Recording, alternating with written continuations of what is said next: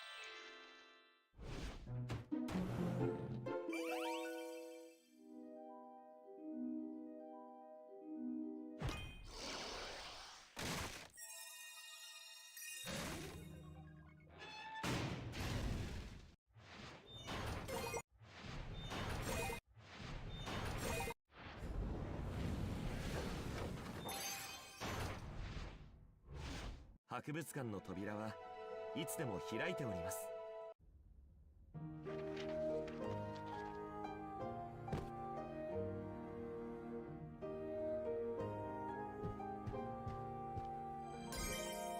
どんな遺物を発見したか私にお見せいただけますか？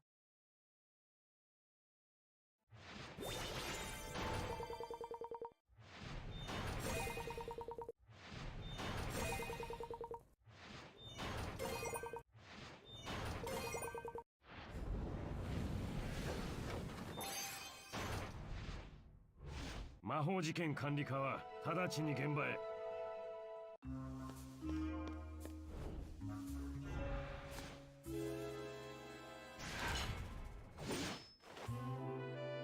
どうやら説明してもらう必要がありそうだな。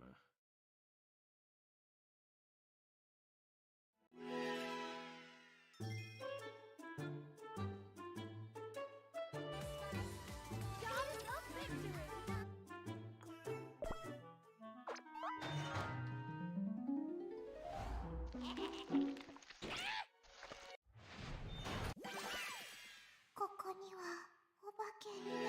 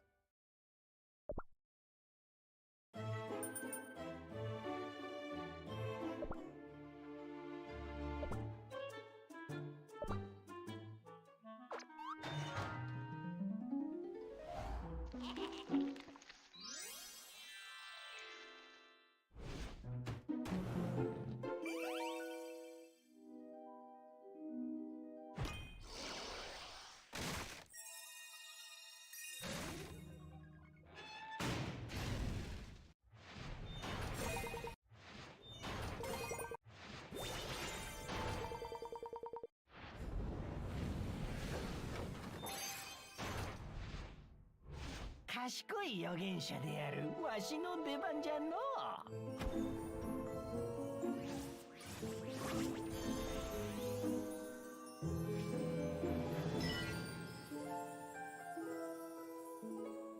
君が覗いてみたい未来は何じゃ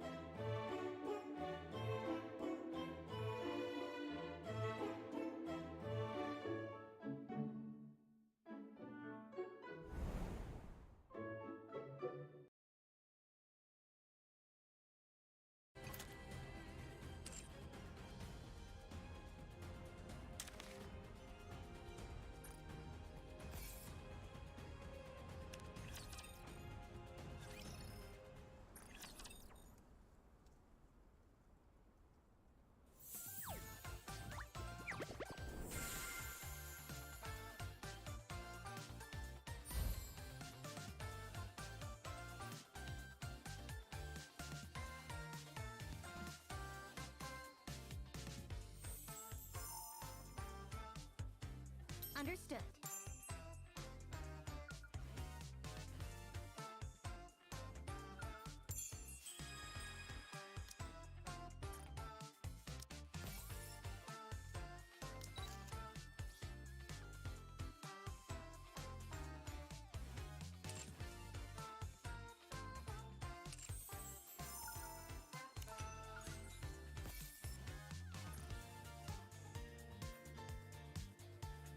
Understood.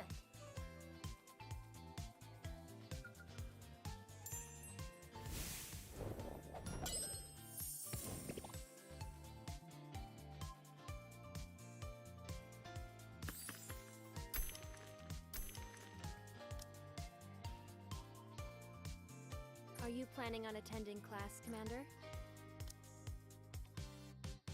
Need me? Oh boy, it's my Someone call for a maid? I really do enjoy being with. I may not be the best, but I can at least crack a few skulls.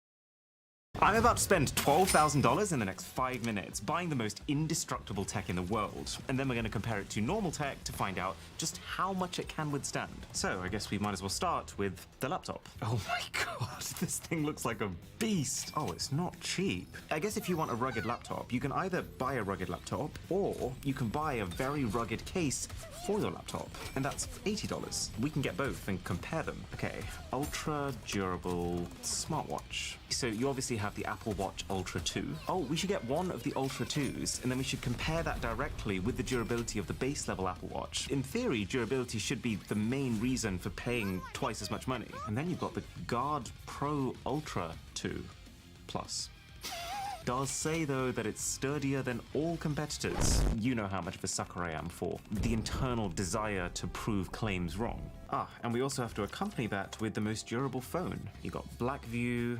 Oh, those bezels are horrendous. It seems like on most lists, though, it's Nokia that tops it. We could get this, the new Nokia, but then we could also get the old Nokia, you know, like the 3310, the original brick. Compare those two to see how much durability has evolved over the years. That's a fun idea. Oh yeah, in all of these videos, I love to get a keyboard in that theme. So what can we get for the most durable? What? Maltron single-hand keyboard. It looks like it'll take about 5 hands to use. Whoa, that looks like a tank. So this is the... All right, I found what I think is the best one, but $600. I am very curious how much stronger that can be versus just the $10 keyboard you get from Amazon. How are we going to charge all of our most durable gadgets with the most durable cable, of course? We need to find something that's like proper industrial grade. Oh, crikey, this one's made with Kevlar. That's like the same material that's used for bulletproof vests. Oh, this one looks like it could take some damage. Oh, it actually says these cables are also made from indestructible materials. Well then, you sir have earned yourself a space on this video. You may live to regret that comment. The same website also has a power brick / light baked into one indestructible package. That's something I didn't think about. Like an incredibly durable, incredibly waterproof camera. We can present the testing section underwater. Please help me. You're too much raining. Apparently someone's come up with an indestructible TV. Wait, what are you doing? This is hard to watch. Would you look at that? Ultra tough SD cards. That would actually solve a real problem that we have, constantly snapping them. Okay, I just want to find the most random indestructible tech. Yes, the indestructible dog chew toy for aggressive chewers. It says here, indestructible puffer, 15 times stronger than steel, built to keep you warm down to -30 degrees C. -30? Okay, sure, why not? There's even an indestructible fan. I'd guess it's designed for construction sites. Oh, they got a TikTok video. Whoa, okay. It feels like some sort of like rights violation.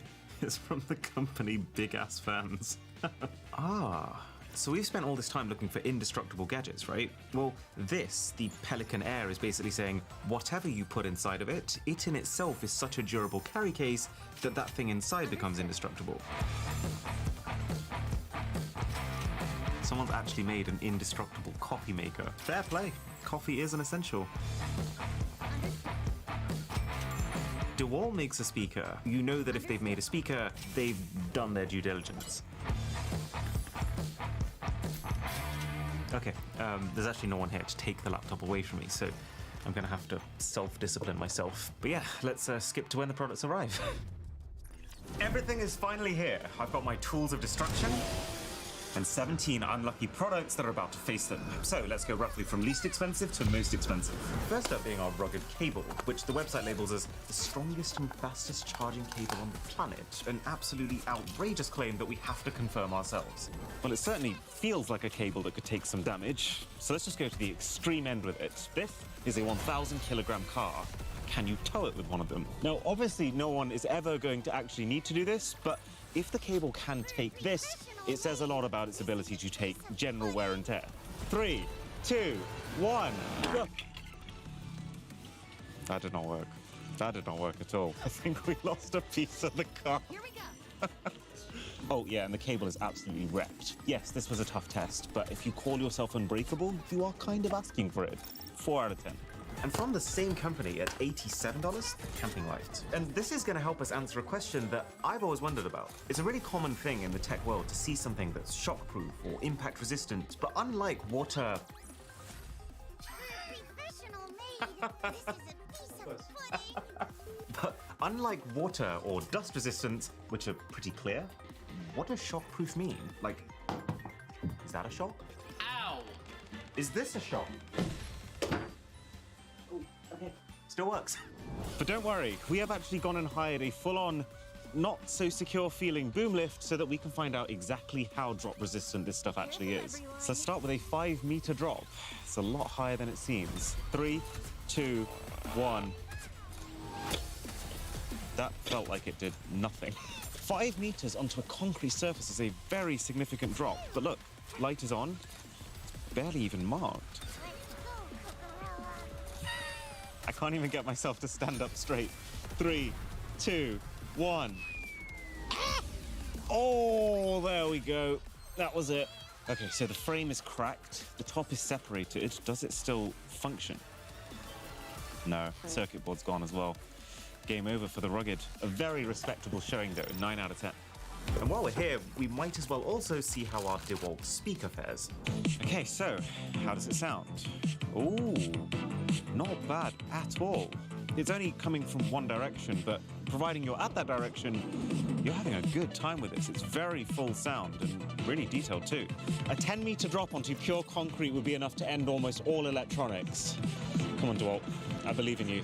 Let's see if the music stops. That's why they have detachable batteries. Okay, so technically the music did stop, but we need to work out if that's because the battery separated or because it's actually dead. The physical damage on the speaker really doesn't look too bad. And it does indeed power on. Well done. Very, very cool. That's a strong 9 out of 10 product. 10 out of 10 if it had surround sound. But if you think that was durable, then I don't think I've ever even seen claims like the ones that this next product makes. A notebook, but fit to withstand an alien invasion by the looks of it. So this right here is a reinforced carbon fiber cover, which, to be fair, you might have seen before. But the most shocking bit is the pages. These are not paper or cardboard or any variant of it. This is pressed limestone. So let me do a little doodle on this first page. And then let's say I decide, actually, I hate that. What? Okay, so it's not completely tear-proof if you're trying, but it's definitely safe to say it's tear-resistant. You have to put a lot of effort in to do that. Oh, and a sub to the channel would be, well, not terrible. Okay, so tear resistance, check. But what about all weather conditions? Wait, so if I just like pat it dry? No way. The drawing is completely unchanged. The paper looks completely intact. Even while both the pen and the paper are absolutely drenched, I can still carry on drawing.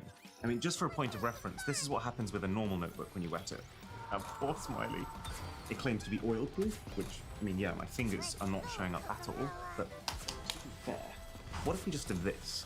What if you're just cooking your Italian food and you accidentally spill it? Okay, so this right now looks like a crime scene, but white and the page is completely usable. Oh my god, the table's starting to feel like an Italian kitchen. Actually, I apologize for what is about to happen. A little salt, a little pepper. This might be the first time anyone has ever tried to cook their notebook. Whoa, not fireproof. So the binder and the outer cover completely fireproof. Pages, not so much. Should probably stop reading that in. I'm a little disappointed because it did specifically say that it was fire resistant. That put up no resistance to fire. But hey, at least it did survive the most important categories. No one's actually going to blowtorch their notebook. 6 out of 10. But as we go higher on the price list, things are about to get even more advanced. So these are the earphones that allow you to listen to music underwater. If this works the way I think it works, it's going to allow me to experience something I've never experienced before. And actually, to show it, we're also going to need to whip out another one of our products, the Olympus Tough TG7. And I promise I'm not making this up, the actual never gonna give you up camera. Oh, and then we compare that with the Sony Tough SD card. Oh, the synergies here, giving me tingles. And this might actually tangibly improve all of our lives here, because we have gotten through our fair share of SD cards. It really doesn't take much. So this is a single-piece resin-molded design that's trying to essentially remove every single one of the vulnerabilities of a normal SD card, like the seam in between each half, the connector ribs, the write protect switch, and as a result, it's apparently 18 times stronger than a normal SD card. So, both of these are loaded with top-secret files. This is a bowl of water, blueberries, ginger ale. Don't ask me what cocktail I'm making here. Let it swell, and then I'm just going to leave that for 10 minutes. A few minutes later. Right, let's see if, well, either of these still work. Start with the Ultra Tough SD card. Oh, straight away it shows up. Let's just make sure it loads properly. I love how the SD card's just called Tough. Ah, yes. There's a good reason why these files are confidential. Okay, so that works. Although it might not after that ejection. Try the normal SD card. Ooh. Ooh. Ooh, it's not loading anything. Just a bit of ginger ale. Nope, that is actually dead. So that already justifies the existence of this Tough SD card. But I have a sneakier idea. An idea that can work out the true break resistance of this new SD card. The door slam. I feel like I've had a nightmare about this exact situation. 3, 2, 1. Oh. Okay, so the tape is completely uprooted. There's clearly like a hairline fracture on the SD card itself. So if we put it inside of our camera, card error. I think we might have killed it. So these SD cards are absolutely tough, but they're not invincible. So we'll just stick one of our normal peasant SD cards into this camera, go for a swim. Oh wow, it's very cool that this camera double locks itself for maximum waterproofing. Now, just before I make the jump, earphones. Because as well as the normal issues of waterproofing the design and making sure the sound stays intact and also just stopping the earphones floating away, there's a bigger problem that has prevented most Bluetooth earphones from working underwater. Range. While Bluetooth in the air might have a range of like 30 feet, because it's a very low power connection, it does not fight through water molecules very well. So that 30-foot range in a swimming pool could well become like 4 inches. So to address that, these Zygo earphones have a radio receiver and an app that basically allows your phone to broadcast via much more powerful radio waves. Okay, let's hit record on this camera. There you go. Now I can definitely buy that this is completely waterproof. By the way, they've got this custom proprietary charging pin connector. When I put it on, yep, that's not going to float away, so it solves that problem. And then as far as the sound being transmitted in the water, it's bone conduction, which is why it's got such a clamping force on the sides of my head. But now it's time to test the big question. Is it going to actually carry on playing even as I jump into the water? Do the radio waves really work?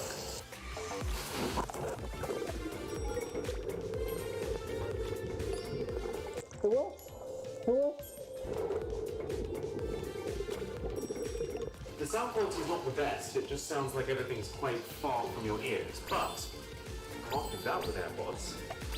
8 out of 10.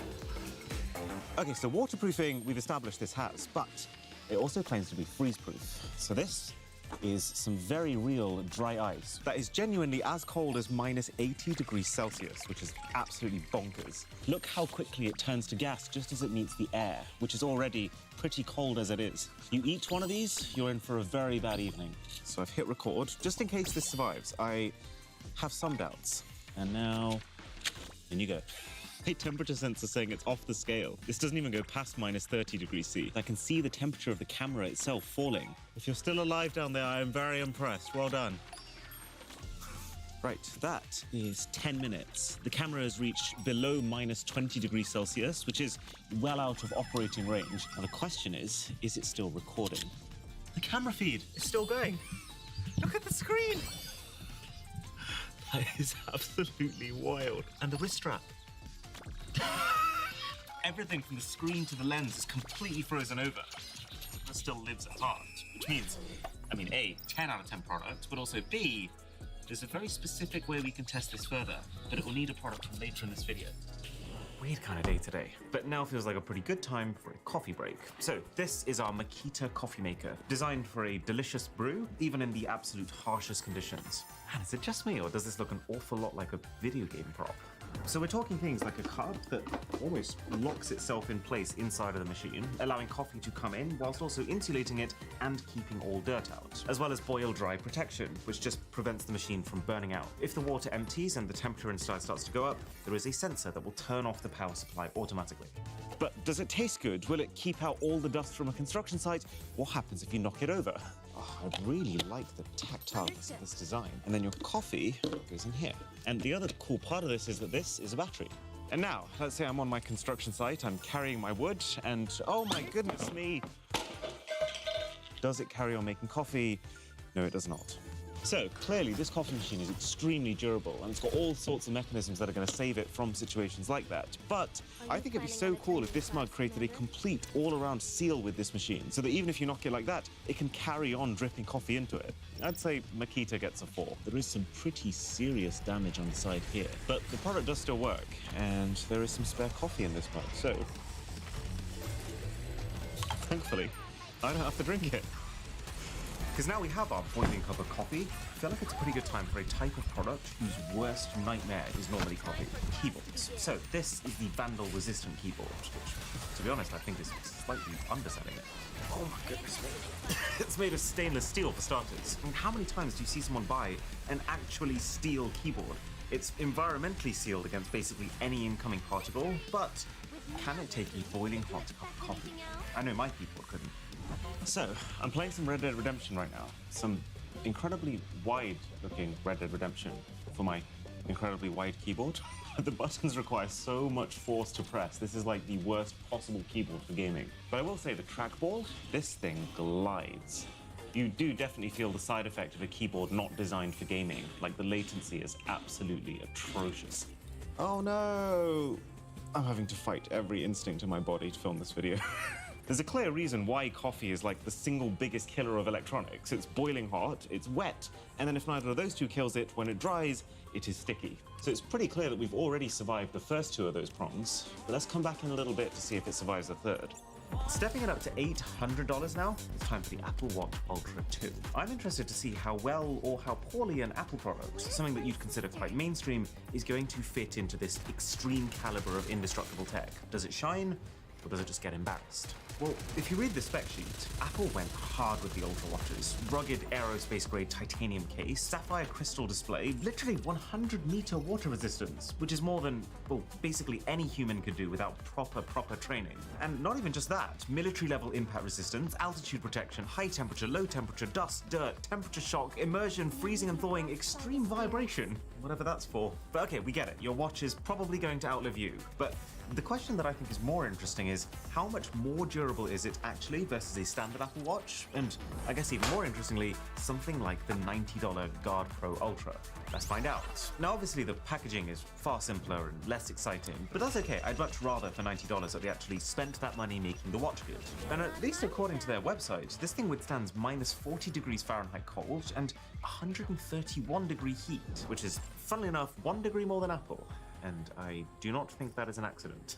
My prediction, and I guess also what you'd like to think, given how much more expensive this is than this, is that these Guard guys haven't done anything on a hardware level that should allow this to withstand more, but that they've just been looser with their claims, because, of course, they're also less likely to get investigated for them.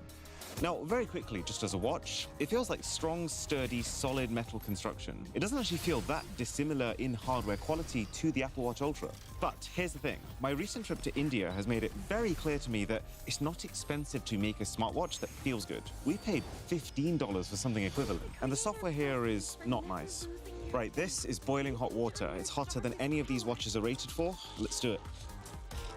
Okay, both Apple Watches are turned off. Funnily enough, the Guard is still on. You can tell they did not like that. Every single watch is completely functional. All buttons work, the screen works, so to some extent they're almost being conservative with their temperature estimates. But to be fair, if you end up in literally boiling water, you have bigger problems than your watch. So probably a more realistic test for most people will be scratches. I've got a scratch on my own personal Series 9, and it goes right across the middle of the screen, and I notice it every single time I look at the thing.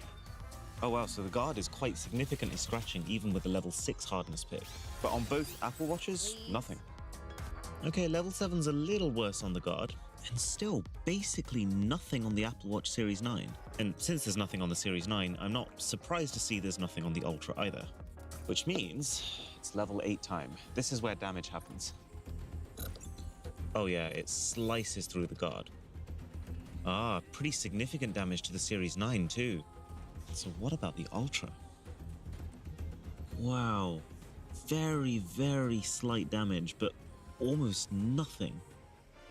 I know what you're thinking though. You want to see the upper limit. You want to see carnage. Well, this is a 13.5 kilogram iron ball, and trust me when I say you drop this on something, it hurts. 3, 2, 1.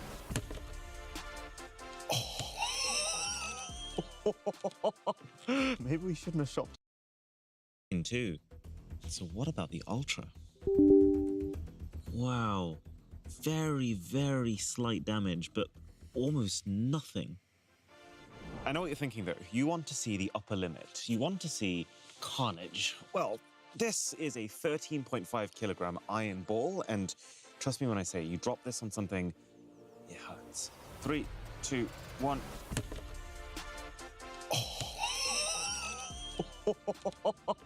Maybe we shouldn't have shopped at IKEA. I mean, the fact that the table is more broken than the watch does tell you something about the watch.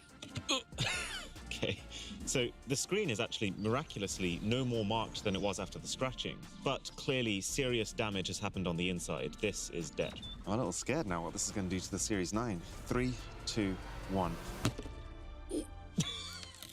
But the screen is still completely functional. Fair play. The capacitive touchscreen still works, the button still works. There's actually not a single sign that anything untoward has happened to this watch, apart from those initial scratches. And then finally, sorry IKEA. It does kind of look like an Apple ad. And yeah, I guess as expected after the Apple Watch Series 9 performance, nothing. absolutely nothing. There's less damage on this after that than there is on my daily watch. While we do know you clearly pay a premium for Apple products, that is one hell of a design to withstand that. And so, ratings, 5, 8, 10.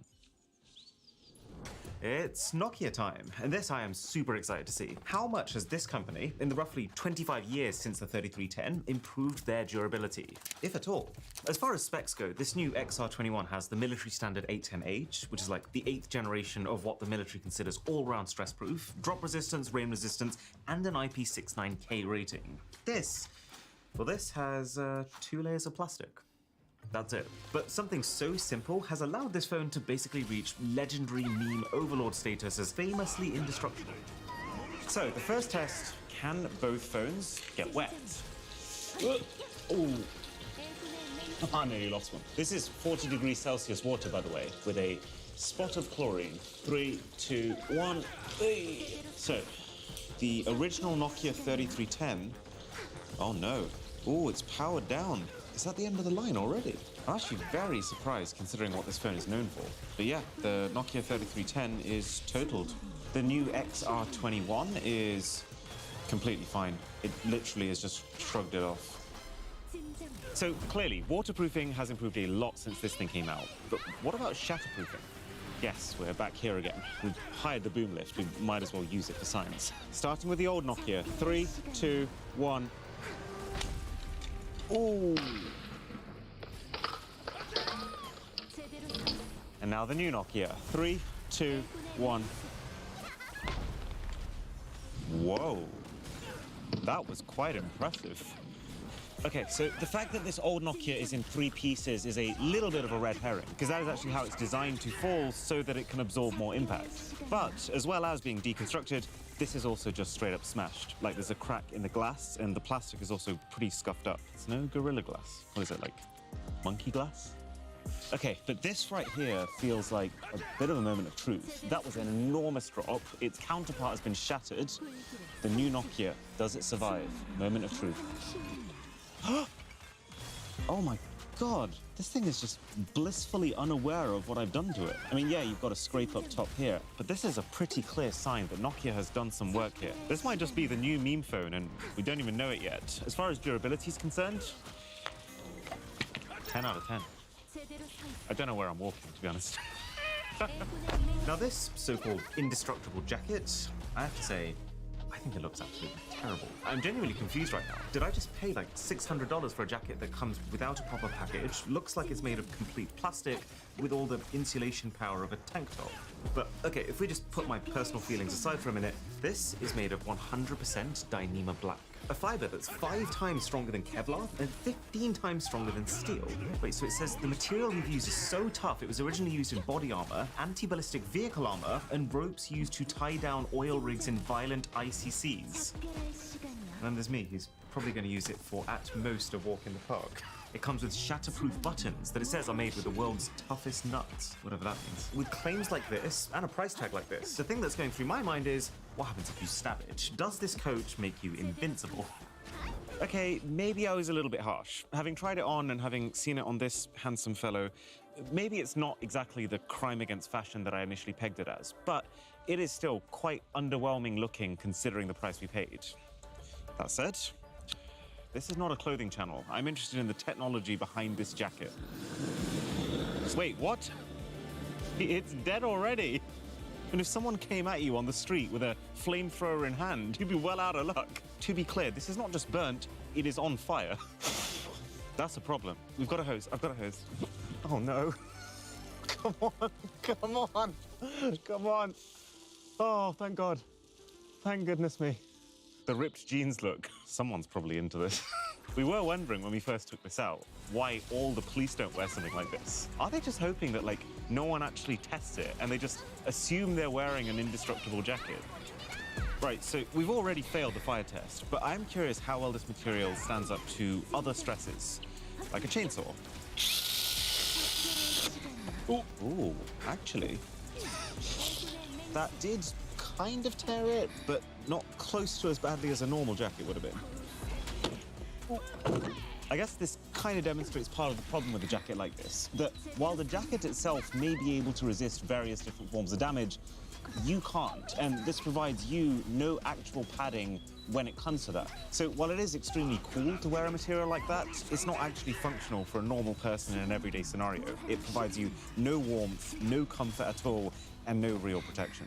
At over $2,000 now, this is the Traxxas X-Max Ultimate, whose name alone probably signifies how unbelievably excessive it is. We did previously test this thing's younger cousin in our Fastest Gadgets video, if you remember that one, but this is basically that on steroids. Oh my goodness me. I'm talking energy-absorbing impact cushions, apparently over $1,000 in high-strength aluminium placed throughout the car in all key areas. Really? $1,000? I have doubts, but one thing you can't doubt is how unbelievably solid this thing feels. It's got belted sledgehammer tires and so much waterproofing that they actually recommend that you just hose it off if it gets muddy. Okay then. 3, 2, 1. Woohoo! Oh my God. Wait, can I just carry on steering? Whoa. This thing may be invincible. I am not. You know, I feel like the best way to demonstrate just how monstrous of a vehicle that is to show you side by side with a normal RC car. It looks like an ant. I'm kind of curious what would happen if these two things collided. Ah, and I've not forgotten about this ridiculous Olympus camera. If this is truly the authentic, never-gonna-give-you-up experience, it should be able to withstand a full frontal assault from a 50-mile-per-hour vehicle. Right, if I miss this, we get no test and I just take down the rig. Oh, and side note, I don't think in my life I've ever seen acceleration and braking like that on a remote control car. 3, 2, 1. The screen's still on. Olympus, you sexy beast. It's still working. And as for the car, much, much more durable than it seems. The endurance claims are no lie. 9 out of 10. But now it's time to find out how much paying the premium matters for laptops, because entering the firing line is the Dell Latitude 14. Yeah, their rugged range definitely does not come with as much packaging love as their gaming laptops. Wait, how on earth do you open this? Is this some kind of latch? Oh, right, I'm just weak. But that is a hinge. Man, if this thing is as durable as it is hard to open, then we are in for a treat. And it's not just durability. It's got dual hot swappable batteries in case you run out of charge in the middle of nowhere. The screen is touchscreen, so if I tap here, yeah, that opens. But also, because it's designed to work in temperatures in which your hands might well literally fall off, it works with gloves too. And these aren't even touchscreen gloves. Side note, the brightness is insane, which I guess is especially important for a laptop that's designed to be used out and about.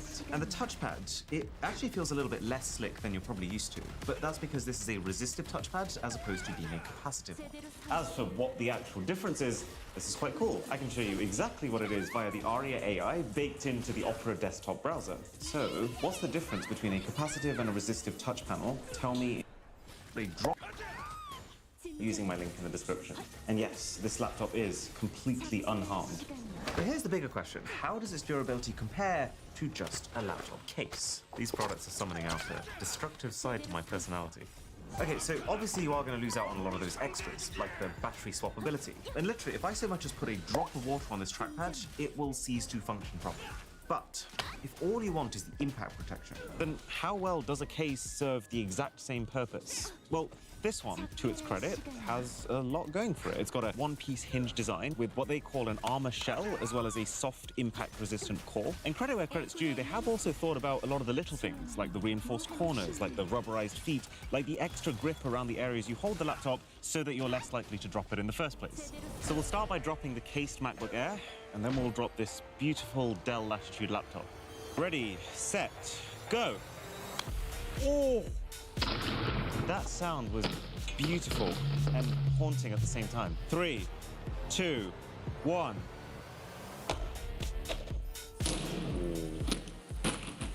That actually got the hinge to open.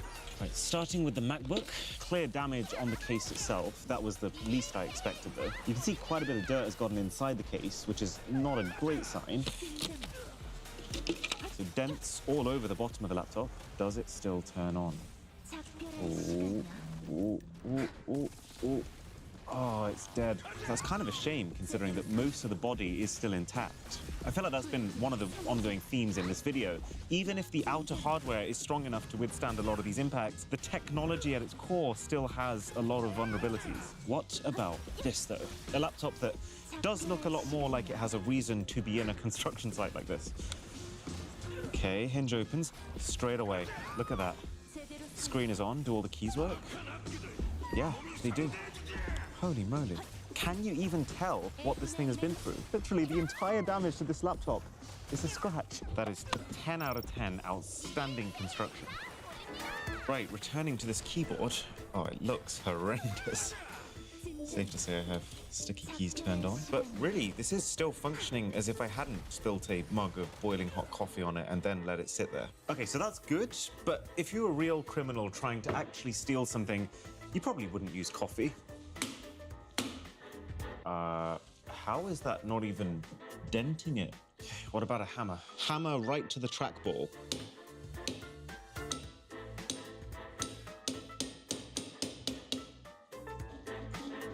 Ooh, that does no longer work.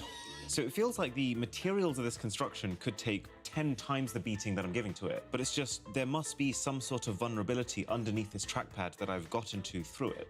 You know, just because I'm so curious. Okay, yeah, that does somewhat damage it. I guess the most important part of a keyboard meant for high security environments is that no one can get inside, and that it does achieve very well. But wow, yeah, I mean, the thickness of this keyboard is very much indicative of its durability. 8 out of 10. And finally, the Pelican Air carry case, which is apparently designed with a super light proprietary HPX polymer that's 40% lighter than normal plastic. Because, of course, the lighter your box, the less momentum it's going to have when it lands. And because this is the last product in what's otherwise been a very intense video, let's just do something stupid and fun. This is an egg. I don't think there's any way this actually works, but I just want to try. So we place it inside this waterproof, crush-proof, dust-proof case and seal it off. 3, 2, 1.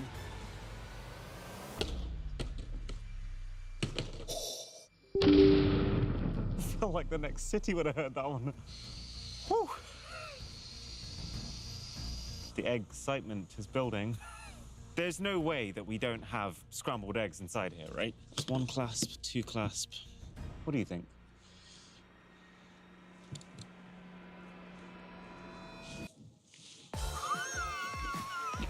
What? Oh my God. Are you serious? We're having omelets tonight.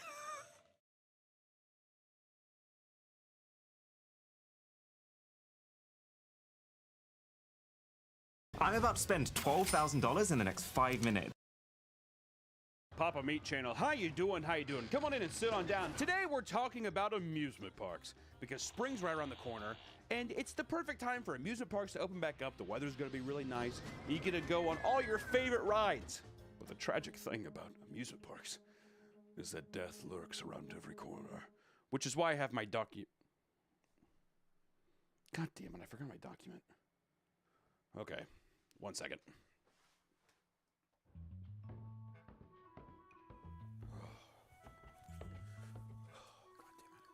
Winslow, wake up. Winslow. Come on, buddy, wake up. Winslow, buddy, you're having a nightmare. Hey. Oh, Hunter! Oh, thank God! Oh, you saved me. I was having the worst nightmare. Okay. Oh, it was awful. Yeah, I'm sure it was. So, I'm actually doing a video right now on that amusement park video idea, and you still haven't sent me the information on it. They're waiting for me, so. I'm sorry, I didn't know what day it was.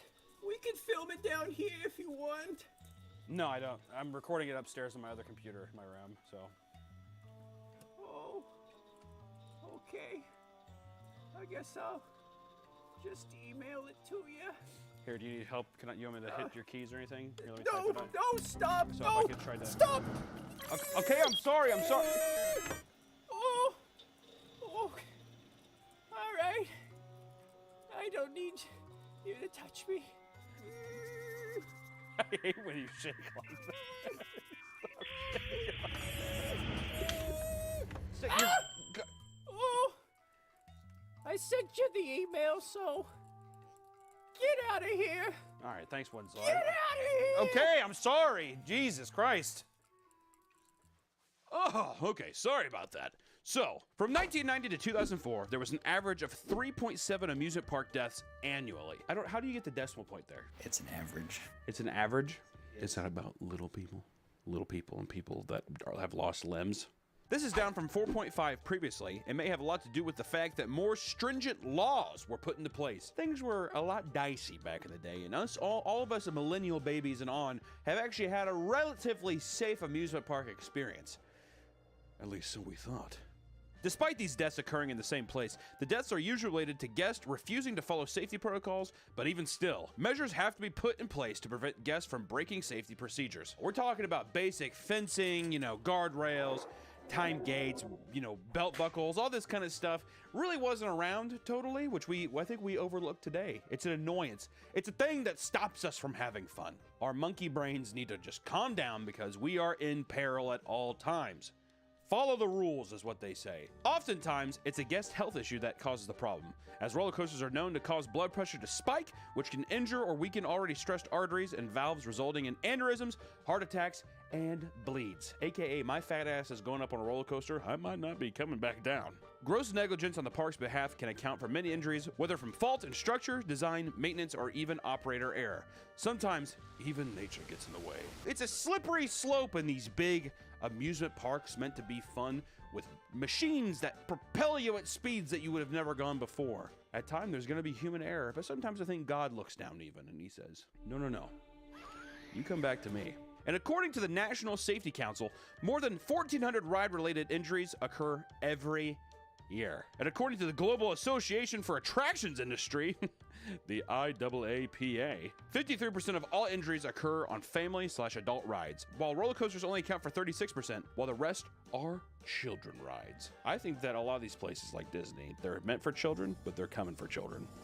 The death is coming for those that are young. With the economy failing and parks having to refinance everything, amusement parks are cutting corners left and right to get people in without having to do all the maintenance and stuff. Yeah, they might throw a little paint on something to make it look new, but goddamn if that thing isn't holding on for dear life. And the end result is always whether or not your safety is profitable. One of the more recent events from the Orlando Freefall Drop Tower, which is the world's tallest freestanding drop tower, standing at 400 feet tall. The 14-year-old boy fell from the ride after not having his harness properly secured, and bystanders recorded the incident. The weight limit was 287 pounds, and the child was 6 foot and weighed 383 pounds. The ride operator had only been working for 3 days at the time of the incident, and the forensic analysis teams investigated the ride and found out that someone had tampered with the harness, and thus the safety sensors did not trigger a warning. I'm a big old boy. Going into this video, I feel personally connected to every morbidly obese child and man or woman out there, because my fat ass trying to get onto Disney rides was difficult. If you're a big old boy and you got some cake, rides aren't worth it. You know what you should have done? Eat a churro.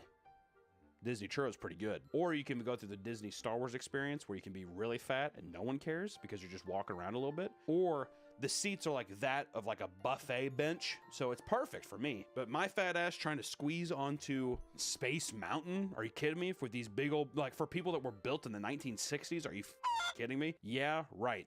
To that 14-year-old 6-foot monster of a man, that absolute unit. Godspeed, kid.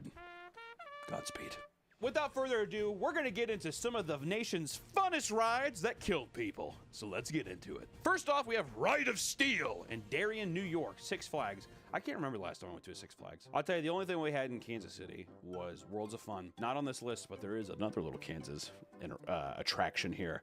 That was horrible. It actually really tore the community up. But we're going to be talking about it here in a bit. Anyways, Ride of Steel in Darien, New York, Six Flags. In 2011, a 29-year-old Army veteran was violently launched out of the ride after he raised his arms to try to hold on to his loose hat. It'd be really funny if his hat said "No fat chicks." No!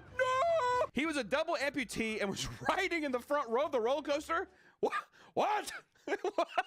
I thought that if you didn't have legs, you could. There's no way. that they eventually said, "No, we probably shouldn't have done that." There's got to be something down there. He fell 150 feet, resulting in his death. Because of his lack of legs, it was determined later that he should not have been allowed on the ride since there wasn't anything to secure the lap belt per the safety regulations. I'm laughing and I'm smiling, but it's not because of the no legs thing. I just am a horrible person, and I'm very sorry. The ride was shut down for 2 weeks following the incident. This is not the first time. A lot of these rides that you probably have been on in your life, someone has probably died on it. Like at some given point, maybe someone didn't fling out because they had no legs and they were shot into the air like a goddamn rock from a slingshot. I mean, people have died on a lot of rides and they just shut it down for like a week or two and they're like, okay. Or they'll paint it and rename it or something. It's unbelievable. And the weird thing about that too is like, it's the uncanny thing of like, if you were buying a house and you knew that someone died on it, would you want to buy the house? How cheap is it? What kind of person are you? Next up is Disneyland. That's a big, thick bit. I have a lot of complaints about Disneyland, and especially the ride that we're talking about now, the Matterhorn. I rode the Matterhorn 30 or 45 minutes before the park was getting ready to close, and that ended my night. After I went on the Matterhorn, I was done. So Disney, which is supposed to be the happiest place on earth, would you be surprised if since it's been open, 26 people have died there? Which honestly, I thought was gonna be much more. Really, the numbers for how long they've been open, that's probably not that bad of a rate of people and the amount of people that come in, but still 26 people died in there. Come on, Mickey. Come on, let's half that up. 13. It's nice to help with 13. And in 1984, a 48-year-old woman was tossed from her bobsled car and was hit by another bobsled car on a track, immediately decapitating her. If you've ever been on the Matterhorn, I mean, it feels like a fight to survive anyways. And for a woman to be flung once more at this rapid speed and have her head immediately cut off, I wish I would have died a different way. If I was gonna die on the Matterhorn, I feel like, I don't know which way it is. Maybe the giant Yeti animatronic falls on you, or it's like, you know what I mean? I was gonna say, what if he like ripped you out of the seat and threw you? Is it a real Sasquatch? Okay, I'm trying to think that it's a robot, Nick. And upon investigation, it was determined that her seatbelt was not properly fastened, whether it came loose during the ride or if the passenger willingly unbuckled it on its own. I'm pretty sure my seatbelt was not totally fastened, but I think I was so suctioned in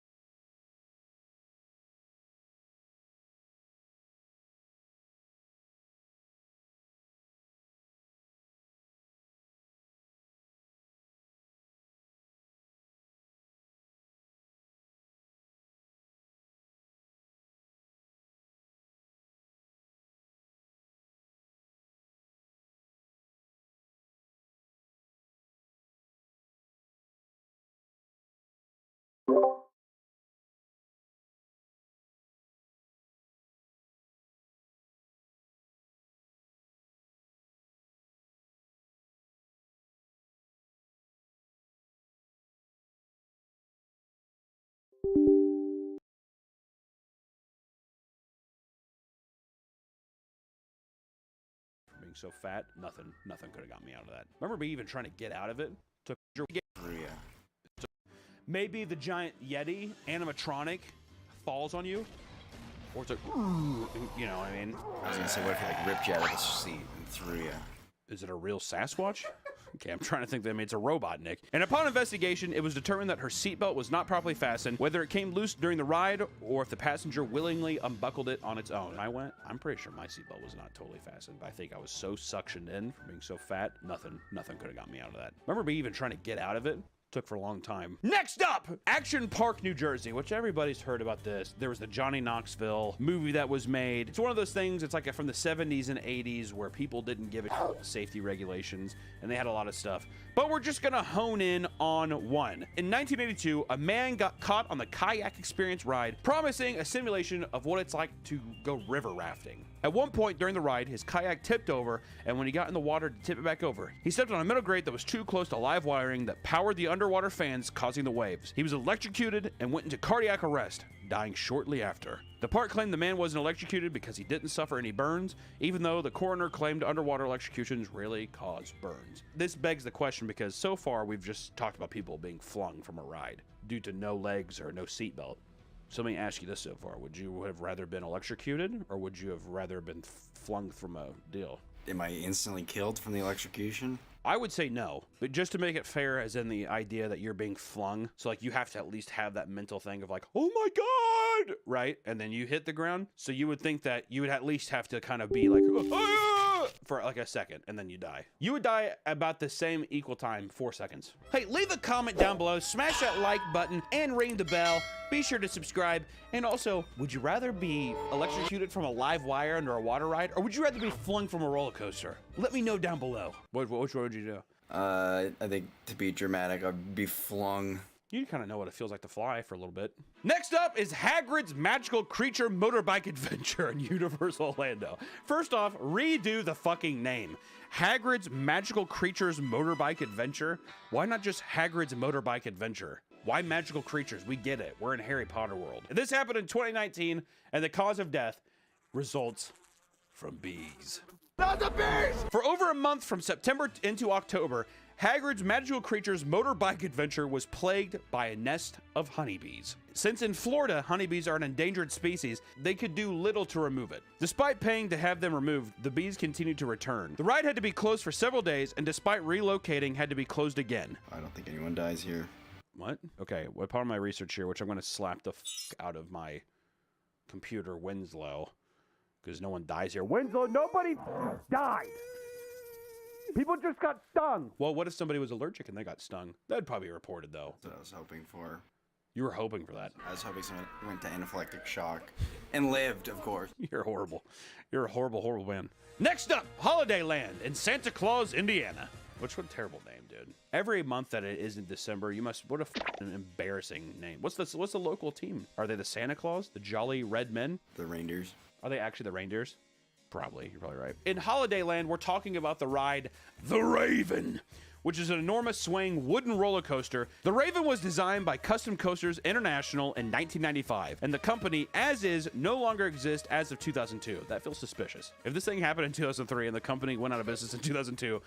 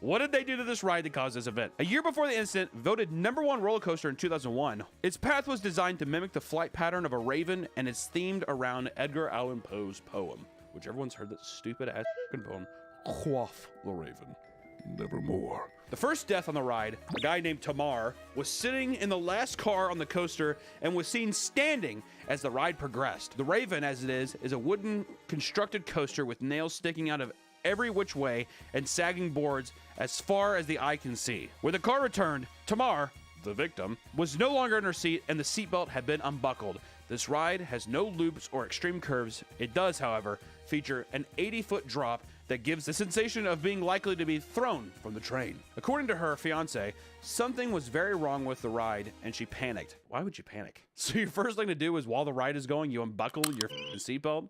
I'm free! At the 5th and final drop, she was thrown from her seat. Spokespersons for the park cited that the ride was functioning as intended. And the Indiana Fire Marshal declared there to be nothing wrong with the ride, mechanical or otherwise. All restraints were functioning properly. Well, I mean, come on, yeah, no shit. You like freaked out and took, I mean, listen, I have panic attacks too where I'm like, and I get up and I have to go, but I would feel like at that point, you close your eyes and you just breathe, you do like the, because, I mean, how long would the ride be? A minute? I mean, 2 minutes max. 2 minutes max. Some people panic, dude. I fucking panic too. I'm sympathetic, but at the same time, just like, really, dude? Especially you've gone through 4 drops and you can't just do the last one. In 2005, the family sued the park and the manufacturer of the train of the coaster, the actual train carts. They settled for an undisclosed amount out of court. Conversations with workers and interviews with Ecotaste, the executive committee of the American Coaster Enthusiasts. Who the actually made that? Coaster enthusiast, man. What I'm saying is, like, it's not even a business. It's just them being like, oh, I love coasters. Love them. I love coasters.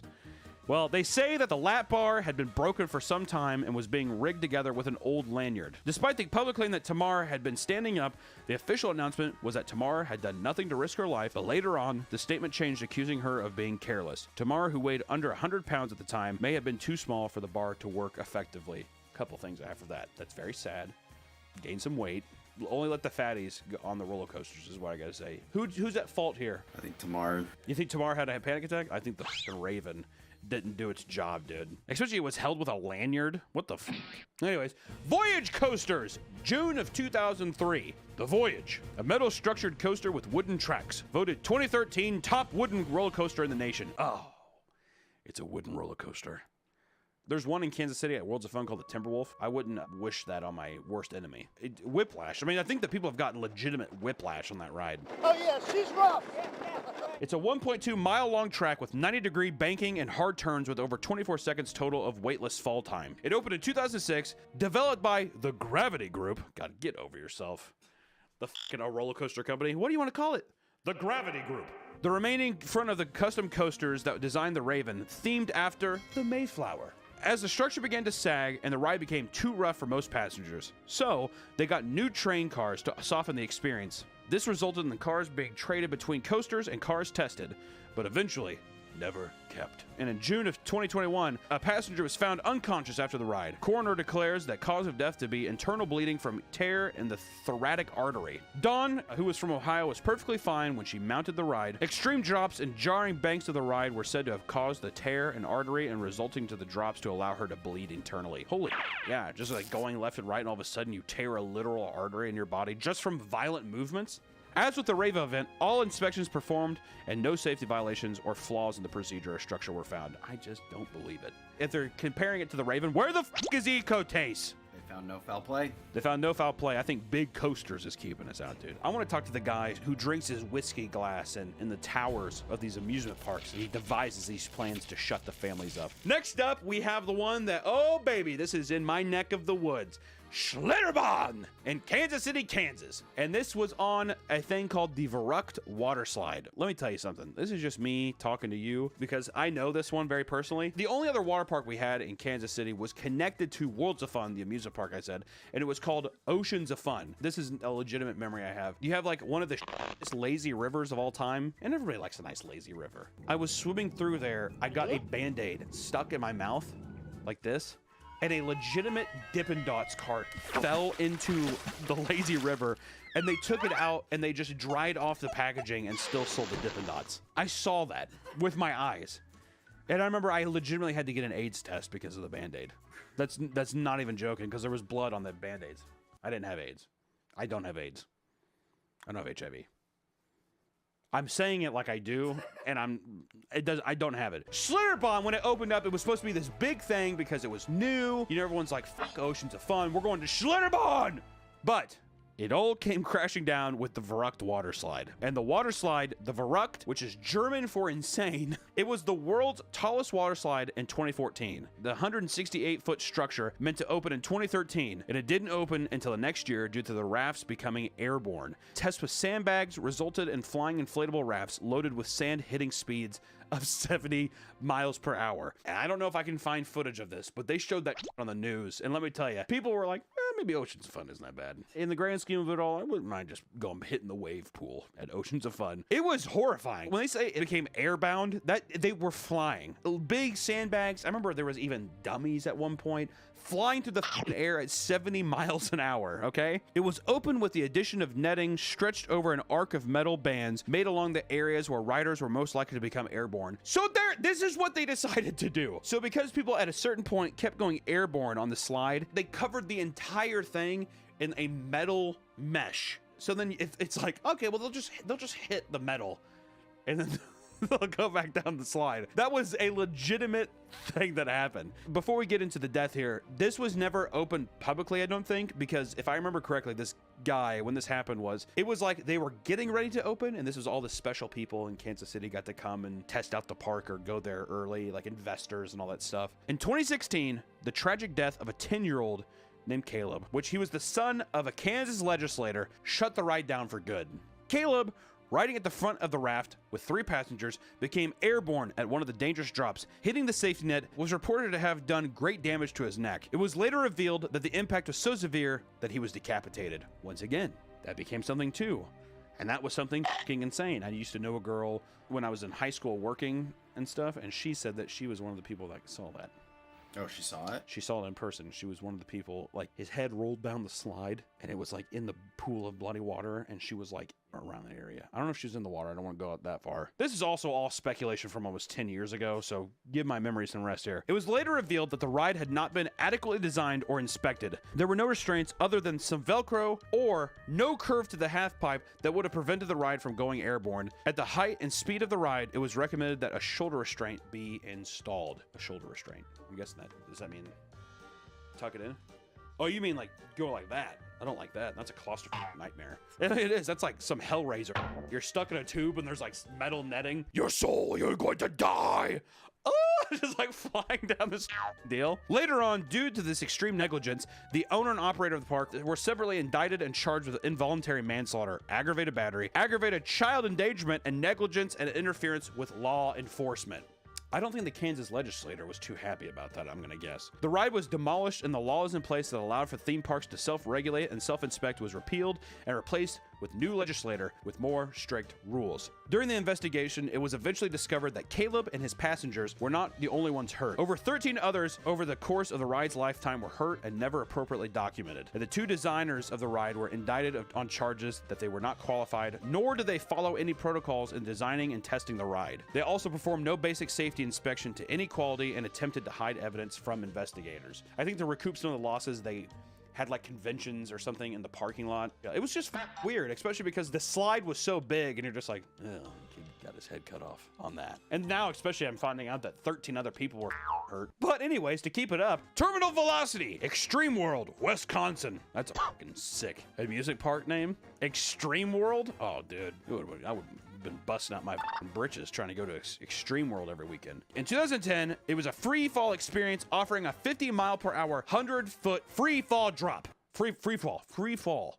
A 12-year-old died after a ride operator did not engage safety net before dropping a girl. Riders are treated to a free fall experience by hoisting them 140 feet in the air via a harness. The rider is released from the cable and allowed to fall into a safety net 40 feet off the ground, reaching speeds of 50 miles per hour. Ride operator was distracted and did not raise the safety net and stopped the ride too soon, pulled the lever without looking, only to realize his mistake and try to lift the net. Parents were filming as she fell and hit the ground, and she was taken to the hospital. She had 10 fractures in the spine and pelvis, another in the skull, brain swelling, Liver, spleen, and intestines were lacerated. Heart stopped multiple times and was revived via CPR. She was near paralyzed and only able to communicate by blinking. She was hospitalized for months but survived and eventually regained ability to walk. No fail-safe mechanism to prevent this injury. Ride operator was determined to be at fault for not paying attention and pled second-degree bodily injury. Park management circumvented police order to preserve the scene for an investigation but did not adhere to this and were caught working on the ride to hide evidence. The ride itself was extremely rusted and the family sued and won for $3.5 million. This little motherfucker went through it, dude. At the same time, I would want more than $3.5 million, if I'm being honest. Just, why not a crisp 10? A crisp 10 for that deal. Especially 10 fractures in spine and pelvis. That just seems like it should be 10 million. $1 million for each fracture. Why not? You know that guy was definitely trying to, like, he was flirting with some bitch or something like that. He's like, yeah, I mean, I get off at 8, Rebecca. Rebecca, are you coming over or not? I'm getting Panda Express on the way home. Are you coming? Oh, the net! And then, it just happened. We have Paramount's Great America Amusement Park in Santa Clara. In 1999, Labor Day accident involving a trespasser who, avoiding all signs placed every 50 feet, jumped 2 fences in order to crawl underneath a low-passing roller coaster to retrieve his wife's beloved baseball cap. Oh my God. What was the team? What was the team?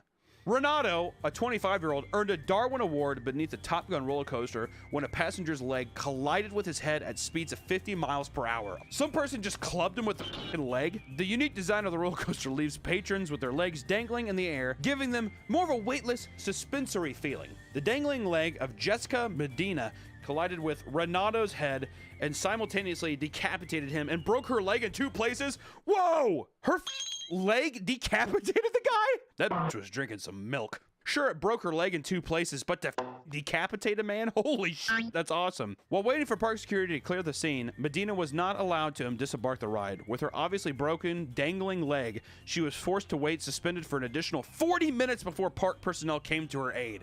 Holy, you know her leg had to look mangled too. Medina, as a result, lost her job, almost lost her leg due to infection and swelling, and now bears lifelong guilt, nightmares, and massive scars down her leg as a reminder every day. She is suing both the park and Renato's state. Renato's wife of 2 months was suing the park, seeking over $1 million in damages as the signs were only in English and he may not have been able to read them. In addition, she claimed the fence paneling was loose. If there's a giant roller coaster, maybe doggone it. I think that's a universal f***ing language. I feel bad for Jessica Medina. It's not your fault, but still, how would you not feel like it's like I took a person's life, I rode this ride, and my leg was the result of this person's life. It could have been anybody else's leg, but it was hers, and now she fucking is mutilated for something that wasn't even her fault. That is absolutely Next up, we have the Ferris wheel at the Jambalaya Festival in Louisiana. May 2023, riders at the Jambalaya Festival in Louisiana were left terrorized after the Ferris wheel halted. Jolted and metal creaking sounds broke the silence. These portable carnival rides that came through the area are under lax inspections, and the aging mechanism that controlled the tires that spun to control the turning of the wheel by park reports went flat,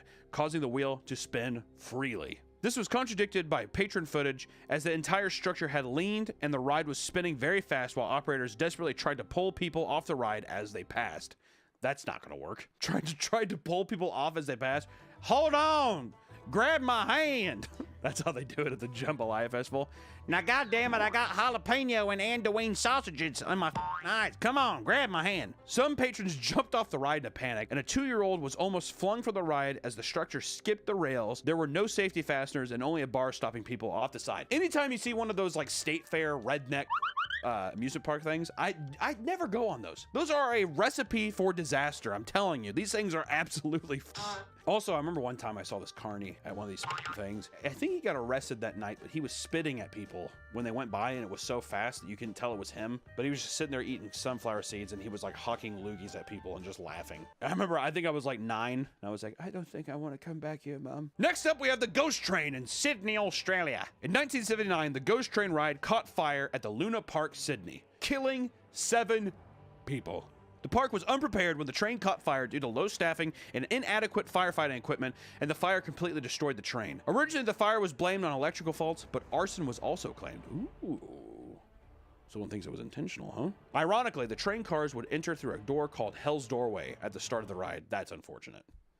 Most of the time during the ride was spent in the dark. The ride also featured dancing skeletons, an ape monster, and a dragon's head. And the ride also featured a fake fireplace, which, according to witness, is where the actual fire took place. The irony of this ride is haunting.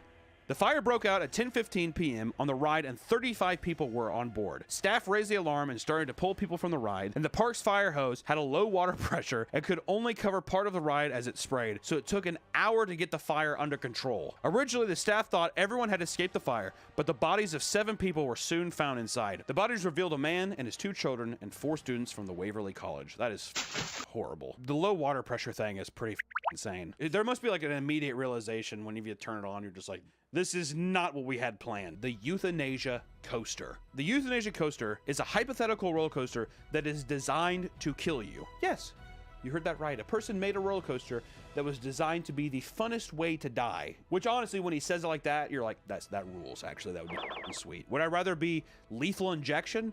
Hell no, dude. The ride plummets down a 1,640-foot near vertical drop before it enters in a series of loops that gets progressively tighter and tighter. The riders would sustain 10 G-forces for a full minute. Everybody looks like those pilots in those like training things where they're like their faces all sunken in. This would cause your blood rush to your arms and legs, which would starve your brain of oxygen. Shortly after falling unconscious, the brain would quickly follow into death. The designer of the ride, Juliano Urbanos, stated the goal of the concept was to take lives with elegance and euphoria. Juliano Urbanos I feel like he is the only roller coaster designer to ever actually tell the truth of like, it's not necessarily about the fun, it's about putting people in a near-death experience, except he was just like, the near-death, I want to kill you. You almost think he's like in an all-black suit, and he's like, with elegance and euphoria, ride my ride. What would he call the ride?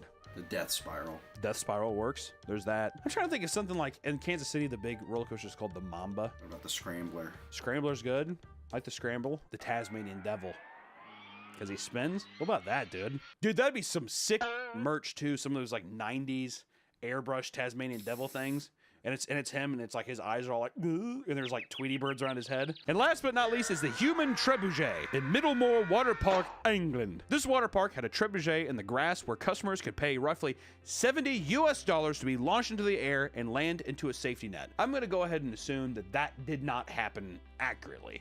Riders soared through the air at 60 miles an hour and traveled a distance of 75 feet. The safety net they were supposed to land on was rather thin and also not very wide. It was about the size of a tennis court. That feels so small. For a human body to be flung that far? What's on the list, man? What do I expect? That's not safe. Duh. Many onlookers noted how many riders barely made it onto the net in the last second. In 2000, a middle-aged woman named Stella Young landed in the net, bounced up, and fell through the netting and broke her pelvis. The ride continued on despite this, and 2 years later, a 19-year-old Oxford student, Dino Yankoff, missed the net by a few inches and hit the edge. He broke his legs and his spine upon impact and died later in the hospital. The paramedic that attended to Yankoff said the damage done was, quote-unquote, horrific, and that Yankoff knew that his chances of survival were grim, yelling, "I am going to die!" to Picard, the paramedic. That is horrible. You know, it kind of reminds me of a little bit is whenever that guy, the skiing accident, when he jumps on that ski and he hits his shins on the ski slope, which is like pretty much raw ice, and as he's sliding down, he's like, "My ankles are broken! My ankles are broken!" And the guy's like, "He has broken ankles," and he's like, "I have broken ankles! Ah! I got broken ankles! He's coming for you!" I bet it was not like that, but the guy actually died, so that's not funny. And we're not going to joke about that. The 2 men in charge of adjusting the weights for the release of each trebuchet pole were on trial for manslaughter, but are eventually cleared of the charges due to lack of evidence. How was that possible? They were there for the trebuchet, and a man died. How, like, well, there's just not enough evidence, is there? I guess we're just going to have to chalk this one up to an oopsie daisy, ain't we? That's fucking England, dude. That's what British people sound like. 50 people had to use the trebuchet that year, leading to Yankoff's death. The catapult was put out of use during the investigation and was not used again.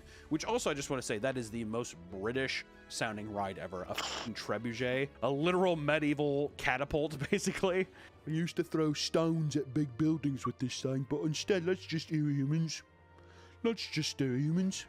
That concludes our video, and I just want to say this. If you're thinking about going into a fun amusement park this spring or summer, maybe think about the ride you're on. Look at the ride. Look at the people standing in the ride. Do you want to be one of those people?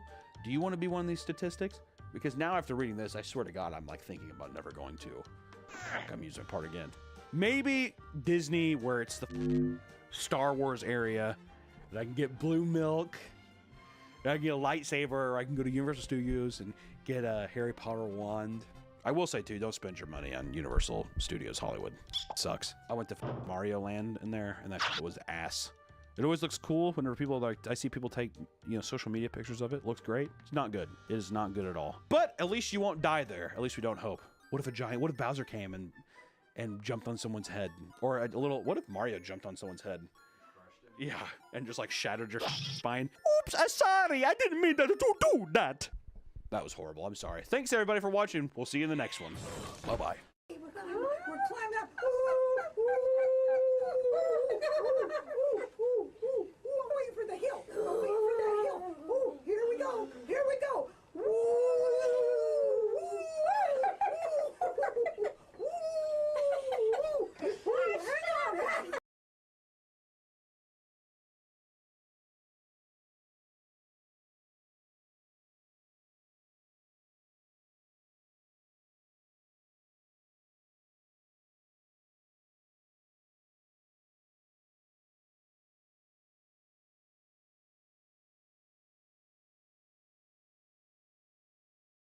Papa Meat Channel, how you doing?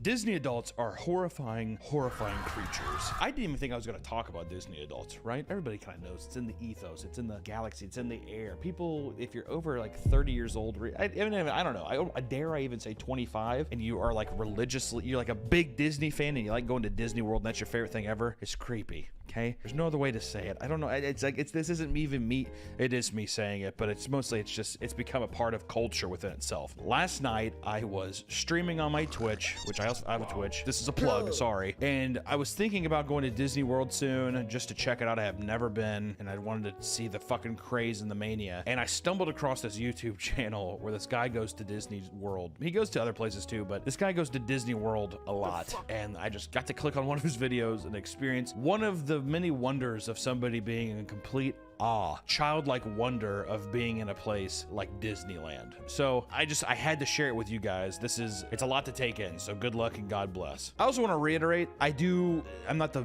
nicest guy in this video. This is me on my stream, just bullshitting around. I in no way endorse going out and like hating on this person or being a dick, even though I'm a bad guy, all right? I'm a piece of shit. I don't know what I'm supposed to tell you. Don't be rude to this guy. I just thought it was a funny video to share with you. It has really nothing to reflect on him, but the Disney adult stuff does make me cringe. I don't know what I'm supposed to say, all right? I'm a bad guy. I'm a bad fucking person. Don't be like me. But enjoy the video.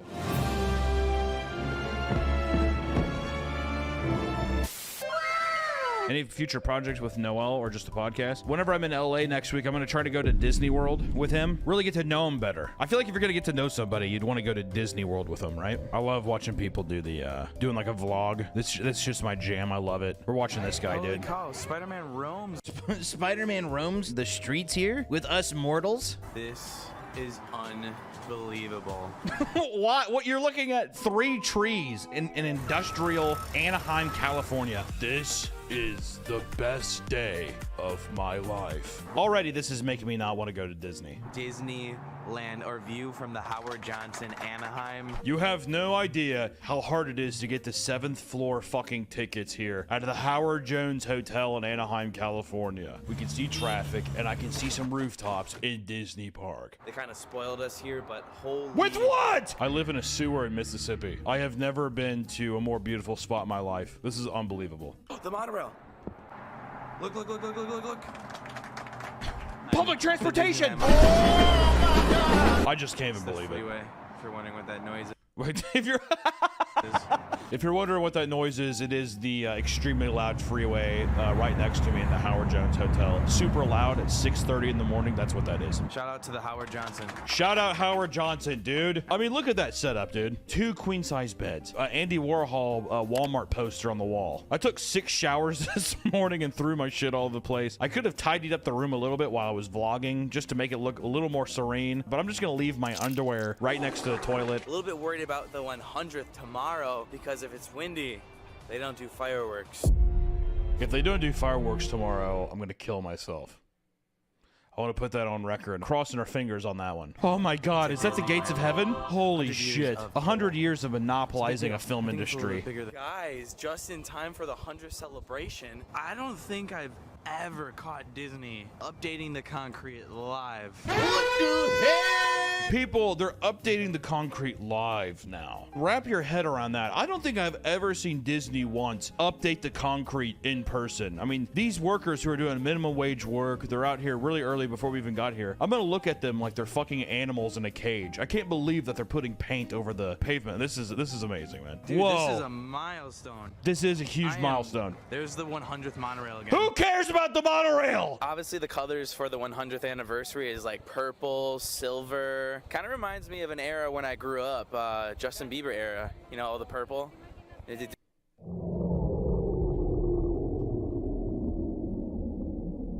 Hey, babe, did you hear the Justin Bieber comment on the video that I made? Babe? Oh, fucking bitch never watches my fucking videos. I've never seen someone see. What I'm jealous of is I will never feel this kind of excitement for just the most mundane things. Oh, fucking way. Okay. Okay. There's a huge plastic sign that says 100 years of wonder. I mean, guys, 100 years. Can we just go ahead and honestly, once again, Howard Johnson, thank you so much for just hooking me up. I can't believe it. So this is my favorite character, Lightning McQueen. I once touched myself in a movie theater watching it.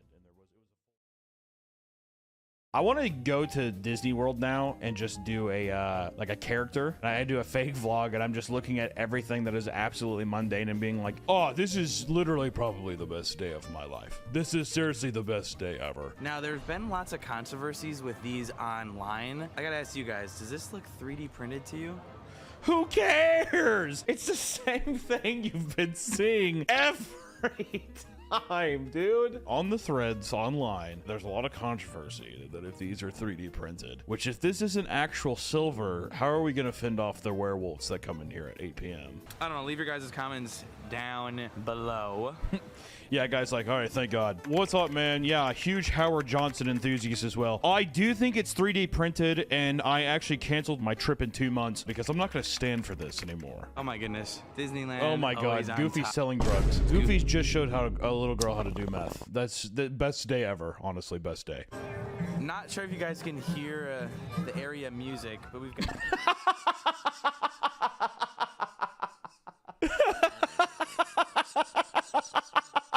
I'm not sure if the loud Chinese music is playing over the speakers, if it's really picking up in my Canon DSLR, but it's like hip hop influenced, I'm pretty sure. It's very sweet. Basically like, you know, Chinese music. So that's Mickey dressed as a Chinaman, which is pretty cool. I personally wouldn't have been that distasteful with Mickey, but that's just me. Like I said, guys, I don't really fuck with this stuff. I'm just kind of waiting for Avengers Campus to open. Milan music. It's beautiful. Beautiful time. You say it's Milan music? I wonder how true that is. I wonder if it's actually even Mulan. He's like, definitely from the Mulan soundtrack. I'm pretty sure it sounds like something that would be in that. It's so eerie to see this. It's probably going to be like a food court. They probably, since this is the Chinese Asia area or whatever, I didn't really look into it. They're probably going to put like a couple Panda Expresses over here, I imagine. Probably. I didn't look into it. This is my least favorite part of the park. Holy cow, guys. Just got hit with a bombshell. Uh-oh. You guys have no idea what's going on, but something kind of just happened with what My dad was actually struck by a diesel, and he's gonna be paraplegic for the rest of his life. Oh, God. We'll have a video on it coming soon, because I don't really know what's gonna happen. I thought it was done and over with, but something big just happened. Not as big, though, as heading on into Avengers Campus, so let's go check it out.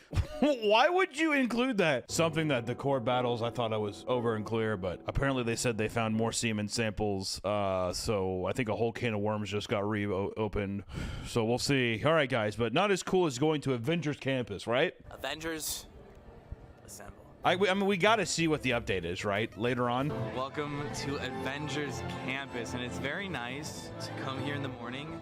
Do you guys think that's 3D printed, or? It's so much more enjoyable. You don't have... God, the music is so loud. Have any of you guys been to this before? The music seems so loud right there, doesn't it? Now, I found the attachments, and you have to get this one first. And this one's going to allow you to shoot 3 webs. What? And it's $34. Dude, imagine being in this fucking store, like working in the store, and you hear the Avengers theme song all day, every day. Can you fucking actually fathom that? What is this? What? Web slingers for we a have ride? This on fun mode, basically, when you're not inside web slingers. Okay, so this is what...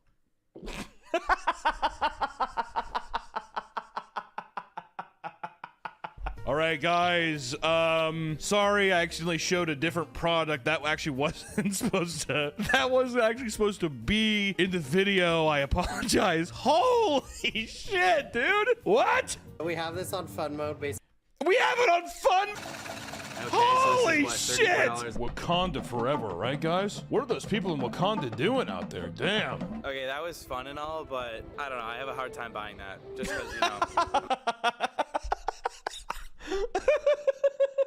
Listen, the technology's cool and everything, and I did spend $55 on the Genie Pass, but I'm kind of having a hard time wrapping my head around $25 for the web slinger, all right? I'm not here all the time. Maybe I was here all the time. Not here all the time. What are you talking about? You were just talking about how you were here like last week. What in God's name is that? What the fuck is this over here? That's actually the Scientology's Fun Center. The Scientologists all get to go in there. There's no windows or anything, but it is AC. It is climate controlled, which is pretty nice. Oh, that's the Guardians ride? This is just a whole ride? Holy shit. What's up, Spidey? Not too much. Yeah, I just on patrol. You need anything?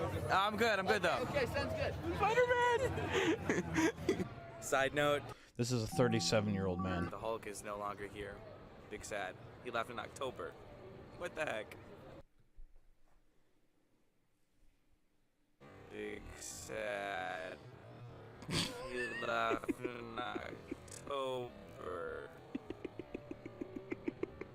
What the heck?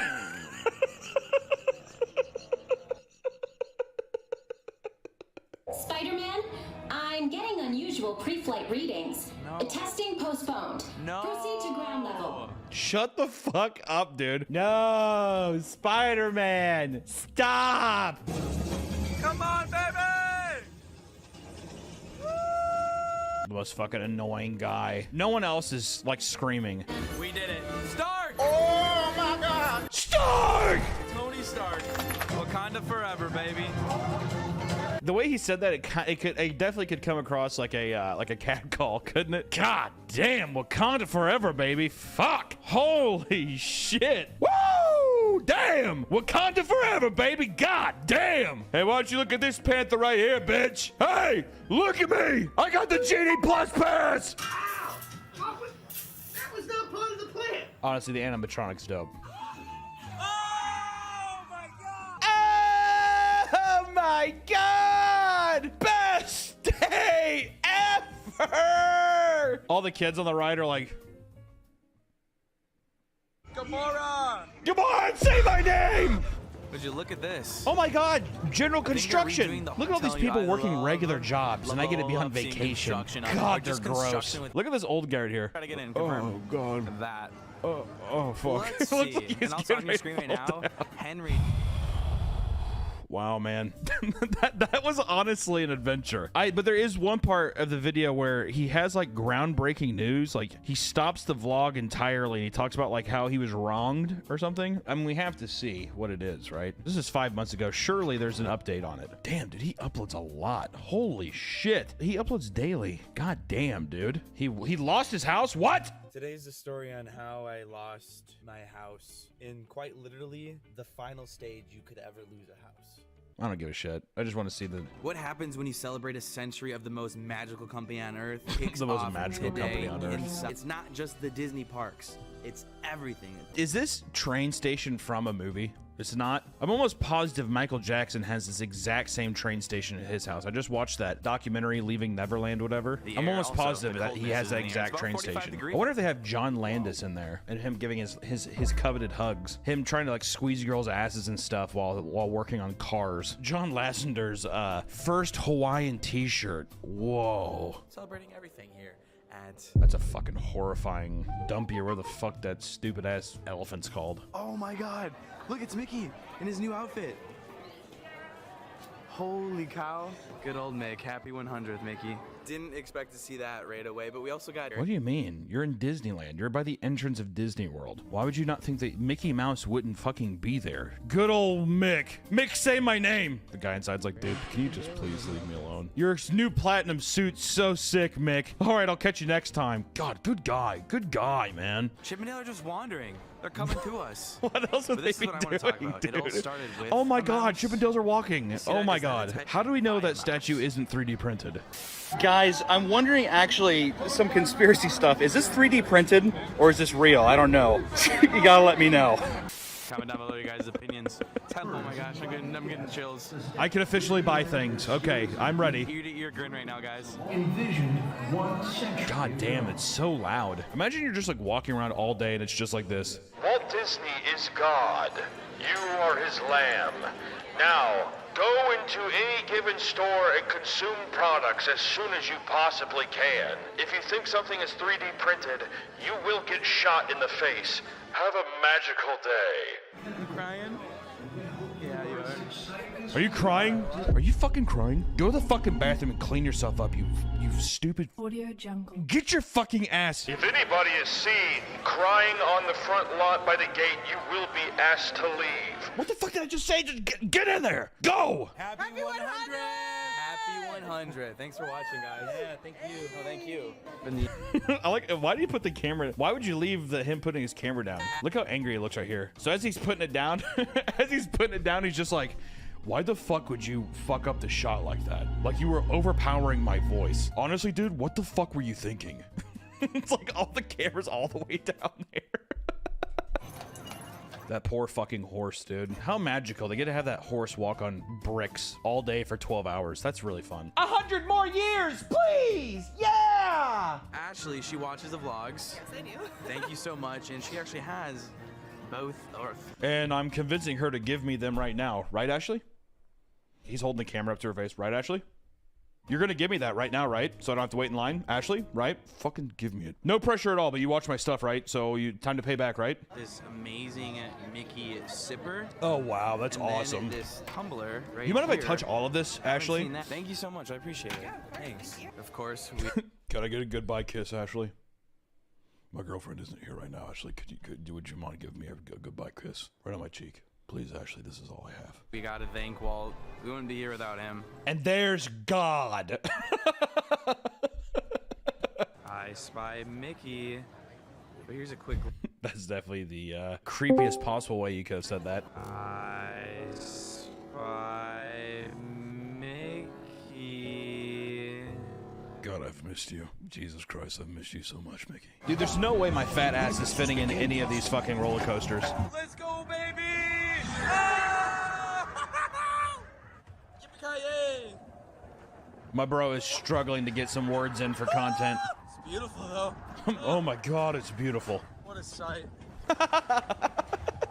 Oh my God, what a spectacle! Honestly, I'm not gonna lie. This is a tougher one to sit through. Fucking, this looks boring as fuck, dude. Hello. Everybody. Thank you. Jesus Christ, this whole experience is just so exhausting, dude. There's no way in hell. I don't think I'm going now. I don't think I got it in me. Here's the exit. Got a ramp. All right, that was a good cut. Here's the Here's the exit.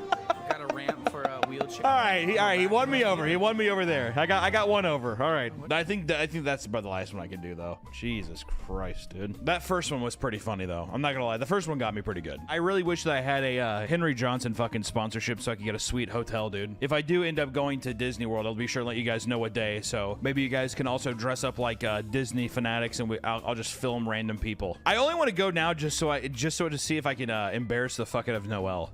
Editorial note update. After recording this video and editing it, it so happened that I was going to LA for some work, and I took one of those days after watching this video to go to Disneyland in Anaheim. I just wanted to put this out there real quick that I can admit when I'm wrong. Disneyland was very fun. Granted, the lines are very long. I did have to fucking donate plasma to afford the Genie Plus pass to like really schedule what lines I needed to skip in like 3-hour increments or whatever. But you know, I say some things. I was doing a lot of things that he was doing. I was putting my hands up and screaming. And you guys, there is candy everywhere in this place. Am I in heaven? I think there's a couple times I was walking around and I was like, this place really is magical.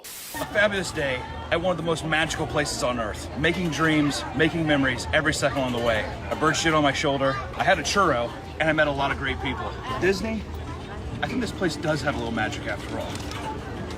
I cannot picture myself ever going again. It's a nice one and done. I still believe, tried and true, that if you go more than once a year, you're a psychopath, you're a degenerate, especially to make it things where you decide to go on like a Disney cruise or anything Disney else related to Disney. I can't do it. But albeit, I'll admit when I'm wrong, Disneyland, pretty good time. Churros, very overrated. I'm gonna put that out there right now. We're not that good.